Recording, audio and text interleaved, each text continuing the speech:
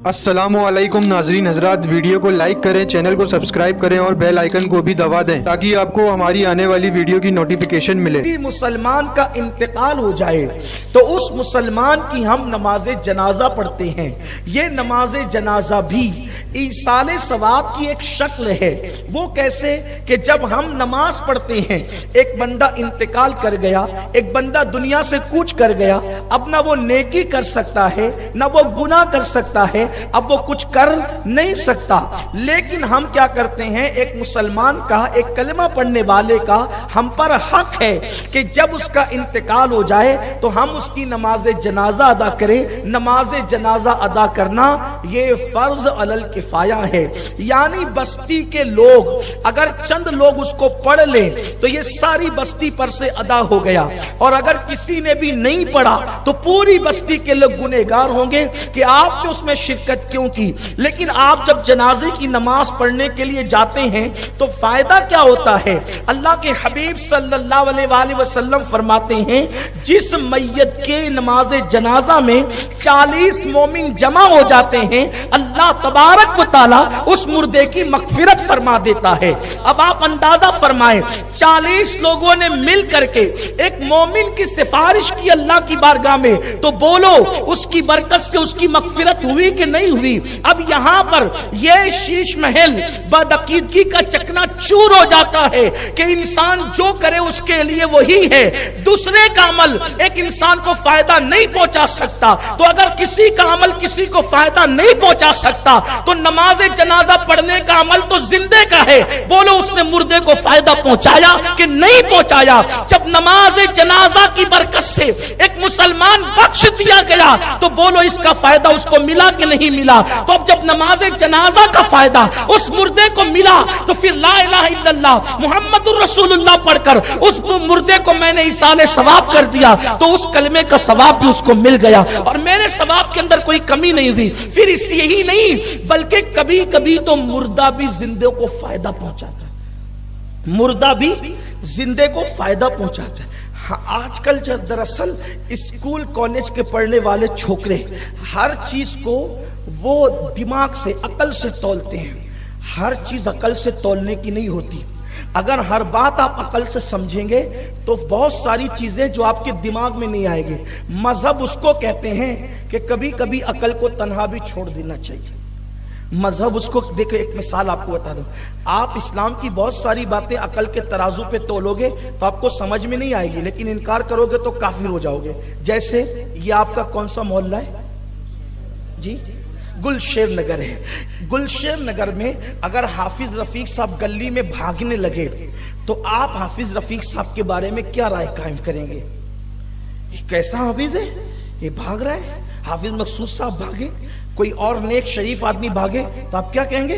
कैसा आदमी, गैर संजीदा आदमी, गैर शरीफ आदमी, ये इसको भागना जेब देता है। आलिम है, हाफिज है, इमाम है, ठीक है ना? इसका मतलब शरीफ आदमी का भागना आपके नजदीक क्या है? बोलो ऐब है कि नहीं ऐब? लेकिन ये गुलशेर नगर की गली में शरीफ आदमी भागे तो होटल पे डिस्कस होने लगे, वो भागा क्यों, वो भागा क्यों, वो भागा क्यों? लेकिन 40-40, 50-50 हजार रुपए खर्चा करके लोग सिर्फ सफा मरवा के दरमियान भागने के लिए जाते हैं। बोलो वह भागते हैं कि नहीं भागते? और यहां भागा तो ऐब हो गया और वहां भागा तो सवाब हो गया। अब आप अकल का घोड़ा दौड़ाएंगे, या अल्लाह भागना भी सवाब है, या अल्लाह भागना भी सवाब है, तो कहेंगे कि अरे हर चीज अकल से मत देख। मजहब तेरा इम्तिहान लेता है कि तू हर जगह अकल का इस्तेमाल करता है या कहीं तू ये कहता है कि अक्ल को मैं पैरों तले कुचलता हूं। अक्ल कुछ नहीं है, अल्लाह ने जो हुक्म दिया है उसके आगे मैं सरे तस्लीम खम करता हूं। ये पिलर है, पिलर, ठीक है, ये पिलर। इसको अगर कोई इमाम साहब पत्थर उठा करके मारे तो आप कहेंगे इमाम साहब ठीक तो है ना, बीवी से झगड़ा करके ये गुस्सा आप पिलर पे क्यों उतारते हैं? ये कोई कहेगा ना कि आप क्या कर रहे हैं, ये पिलर को आप पत्थर मार रहे हैं, कोई बात है आपकी? आप पागल तो नहीं होगे, आपकी अकल कम तो नहीं होगी? गुलशेर नगर के पिलर को पत्थर मारा तो आप उससे पूछेंगे भाई सब खैर तो है, लेकिन मीना के अंदर जो 3 पिलर बने हुए हैं लोग उसको पत्थर मारते हैं। اور وہ کیا کہتے ہیں؟ شیطان کو پتھر مارے.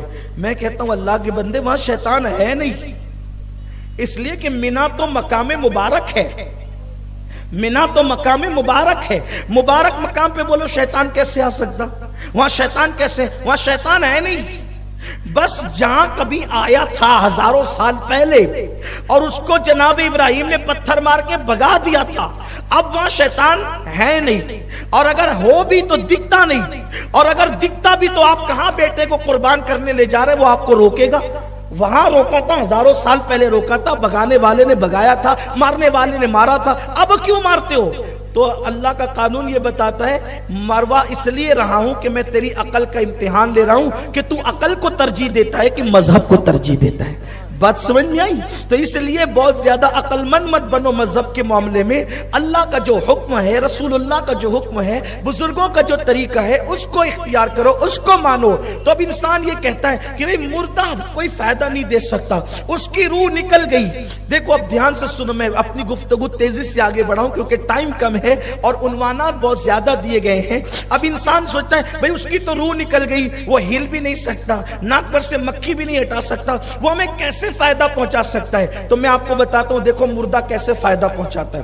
توجہ آپ کی، مردہ کیسے فائدہ پہنچاتا ہے. جیسی پتہ چلا مٹی دینے چلو بھائیو فلاں صاحب کا انتقال ہو گیا، تو جتنے لوگوں نے وہ پکارا سنا، کیا کہتے پتہ ہے؟ انا للہ و انا الیہ راجعون. بولو کہتے کہ نہیں کہتے؟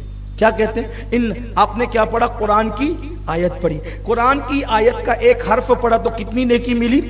10 نیکی. حضور فرماتے ہیں میں نہیں کہتا کہ الف لام میم ایک حرف ہے، الف ایک حرف ہے، لام ایک حرف ہے، میم ایک حرف ہے، ٹھیک ہے.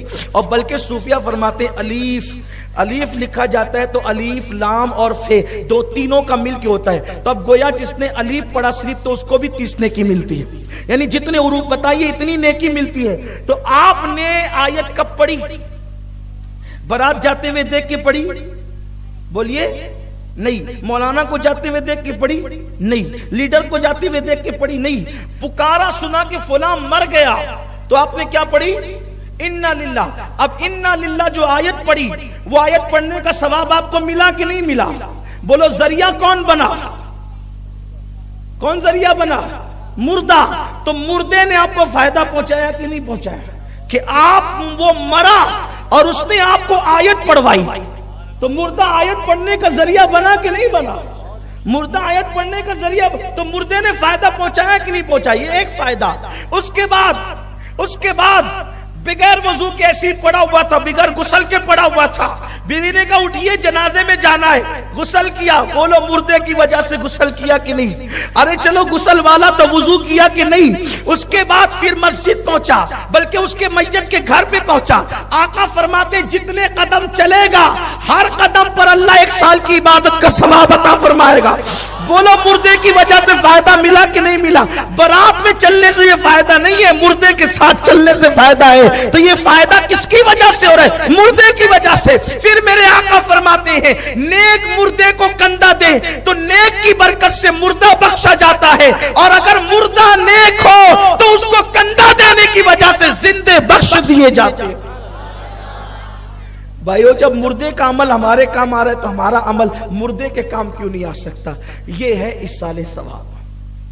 اب اس کا شرعی ثبوت آپ نے دیکھا نا، فائدہ پہنچایا، مردے نے پہنچایا، زندے نے پہنچایا. اب اس کا حدیث میں ثبوت کہاں ہے؟ پہلے تو نماز جنازہ ہی میں نے آپ کے سامنے پیش کر دیا. آئیے بہت کھلے طور پر اس کا ذکر کہاں ہے؟ بڑی مشہور وہ حدیث پاک ہے جو بار بار ہم پڑھتے ہیں. ایک صحابی تھے، ان کی امی کا انتقال ہو گیا. وہ بارگاہ رسالت میں کہا یا رسول اللہ میری ماں انتقال کر گئی. جب میری امی زندہ تھی تو میں ان کی خدمت کرتا تھا، اب میری ماں مر گئی، انتقال کر گئی، یا رسول اللہ میں کیا کروں؟ تو آقا علیہ السلام نے ارشاد فرمایا اس وقت اس علاقے والوں کو پانی کی ضرورت ہے. اس علاقے والوں کو پانی کی ضرورت ہے. اگر تم کنواں کھدوا دو اپنی ماں کی ایصال ثواب کے لیے تو یہ تمہاری طرف سے تمہاری ماں کی خدمت ہوگی. یعنی جیتے جی کھانا کھلاؤ، جیتے جی دوا پلاؤ، جیتے جی پیر دباؤ، اور جب انتقال کر جائے تو ایسی نیکیاں کرو ماں باپ کی طرف سے، رشتہ داروں کی طرف سے، کہ قبر کے اندر وہ سکون اور اطمینان کی نیند سوتے رہے اور ان کو ثواب پہنچتا رہے۔ تو کہا کہ اگر آپ کنواں کھدوا دیتے ہو، پانی کا انتظام کرا دیتے ہو، یہ تمہاری ماں کے لیے اس کا ثواب ملتا رہے گا۔ اس صحابی نے جو ہے کنواں کھدوایا اور عرض کیا یا رسول اللہ صلی اللہ علیہ وآلہ وسلم، آپ پہلے چلیں اور وہ پانی پہلے آپ ہی پیئیں۔ سرکار نے فرمایا کہ جتنے لوگ اس سے پانی پیئیں گے وہ سب کا ثواب کس کو ملے گا؟ تیری ماں کو ملے گا۔ تو انہوں نے کہا یا رسول اللہ پہلے آپ چلیں، آپ پانی پیئے، اور پھر آقا کو وہ لے گئے، حضور نے اس کا پانی پیا اور فرمایا یہ کنواں ام سعد کا ہے، یعنی سعد کی ماں کا ہے۔ حضور نے کیا فرمایا؟ سعد کی ماں کا ہے، یعنی اس سے جو پانی پیا جاتا رہے گا اس کا ثواب کس کو ملے گا؟ اس کی ماں کو۔ ایسی مسجد بنا دیا، جب تک نمازیں ہوتی رہے گی، جس کے ایصال ثواب کے لیے بنایا اس کو ثواب ملتا رہے گا۔ آپ نے راستہ درست کروا دیا، جس کے ایصال ثواب کے لیے کیا۔ اسی طرح شربت پلا دیا، کھانا کھلا دیا، کسی کو کپڑے دے دیے، کسی کی مدد کر دی، یہ سب ایصال ثواب کے ذریعے ہے۔ اب یہاں ایک خاص بات، کچھ لوگ زبردستی کے متقی بنتے ہیں کہ چلو ٹھیک ہے، مردوں کو ایصال ثواب کے لیے ان کا کھانا کھلا سکتے ہیں، مردوں کی طرف سے کھانا کھلا سکتے ہیں، پانی پلا سکتے ہیں، شربت پلا سکتے ہیں، لیکن اس کو مالدار لوگ نہیں کھا سکتے، اس کو جو وہ صرف غریب لوگ کھا سکتے، مالدار نہیں کھا سکتے۔ میں آپ سے پوچھنا چاہتا ہوں، اللہ کے رسول صلی اللہ علیہ وآلہ وسلم کو معاذ اللہ غریب کہنا یہ جائز نہیں ہے، کیونکہ حضور کے پاس دولت بہت تھی۔ کتنی دولت تھی؟ پوری کائنات تو انہی کی دولت ہے۔ آقا فرماتے اگر میں چاہوں تو یہ پہاڑ سونے اور چاندی کے میرے ساتھ بن کر کے چلیں۔ حضور علیہ السلام لاکھوں لاکھ روپیہ روزانہ جو ہے غریبوں میں تقسیم فرماتے تھے، لوگوں کو تحائف پیش کرتے تھے۔ یہ جو ہے وہ سب حدیث پاک میں موجود ہے، سیرت میں موجود ہے۔ لیکن جو پیٹ پہ پتھر باندھتے تھے وہ اختیاری طور پر تعلیم امت کے لیے باندھتے تھے۔ اب جناب سعد نے اپنی ماں کے لیے جو کنواں کھدوایا، حضور سے کہا کہ پہلے آپ اس کا پانی پیئیں گے۔ اس سے پتا چلا کہ رسول اللہ نے اس کا پانی پیا، تو یہاں سے ہمیں پتا چل گیا کہ اگر مرحومین کے ایصال ثواب کے لیے کوئی کھانا بنایا جائے تو اس میں غریب بھی کھا سکتے ہیں اور امیر بھی کھا سکتے ہیں۔ غریب کے کھانے پر بھی ثواب ہے اور امیر کے کھانے پر بھی ثواب ہے، مگر افضل یہ ہے کہ اولیت پہلے غریبوں کو دی جائے اور بعد میں پھر مالداروں کا جو ہے وہ ان کو اس کے لیے چنا جائے۔ لیکن کبھی کبھی ایسا ہوتا ہے کہ لوگ جو ہے وہ مالداروں کو اولیت دیتے اور غریبوں کو اولیت نہیں دیتے، بلکہ یہ صرف ایصال ثواب کے کھانے میں ہی نہیں ہے، یہ تو ولیمے میں بھی ہے کہ اولیت غریبوں کو دو۔ حضور علیہ السلام فرماتے کہ ولیمے کی سب سے بری دعوت وہ ہے جس میں غریبوں کو مدعو نہیں کیا گیا۔ اگر آپ ولیمے کی دعوت کریں تو اس میں، کیونکہ حضور علیہ السلام نے غریبوں کو شامل کرنے کا حکم دیا۔ اب یہ ایصال ثواب ہے۔